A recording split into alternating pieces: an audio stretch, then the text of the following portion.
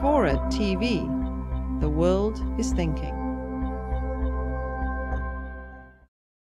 In the 1st century AD, the Stoic philosopher Epictetus stated, "Men are disturbed not by things, but by the views which they take." This is the essence of cognitive behavior therapy. I won't argue with the idea that many of our behaviors and emotions, such as anxiety, depression, perhaps alcoholism, and maybe even anger, are influenced by our genetic composition. However, as a cognitive behavioral therapist, I hesitate to stop the train there. Research has shown that although many individuals may have a genetic predisposition towards mental illness, they can be helped significantly with evidence-based treatments such as cognitive behavior therapy. There can be a danger to the idea of behavior genetics. If interpreted in a distorted way, people can walk around and blame their socially maladaptive behaviors on their genes. Sorry, Stuart, I have bad genes. For me, this is much like the days of Freud, when the blame for people's neuroses then was on cold mommy and distant daddy, and frankly, it scares me. My position is that regardless of one's genetic predispositions, there needs to be accountability for one's actions. Coughing up a behavior or a trait or a condition to purely genes, one, implies causation, which is next to impossible to prove, and it also abdicates people of responsibility of their thoughts, feelings, and behaviors. I'd like to do a quick demonstration with you.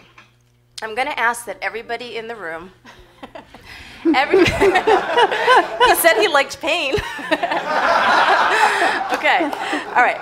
I want everybody in the room to think of a secret that they've never shared with anybody, not even their best friend, something that they're ashamed of. The secret could involve an action you feel ashamed about, or perhaps some personal weakness. Continue to think about it, because in a moment, I'm going to walk around and I'm going to point at someone. And that person is going to have to get up in the center of the room and share their secret with the group. So everybody think about this secret.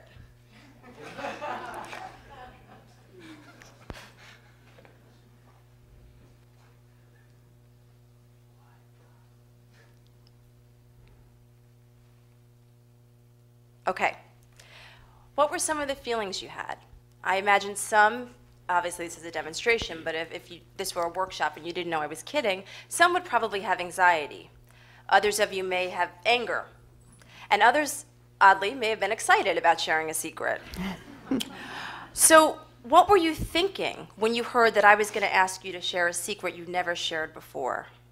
For those of you who felt anxious, you probably were catastrophizing about the idea of getting up in front of people you don't know and sharing something that you're ashamed about.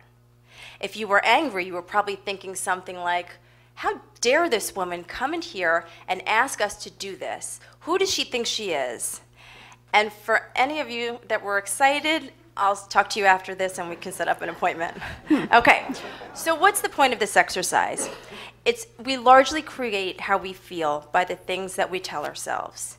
If it were strictly the event that created our feelings, everybody in the room would have experienced the same reaction, which is not the case.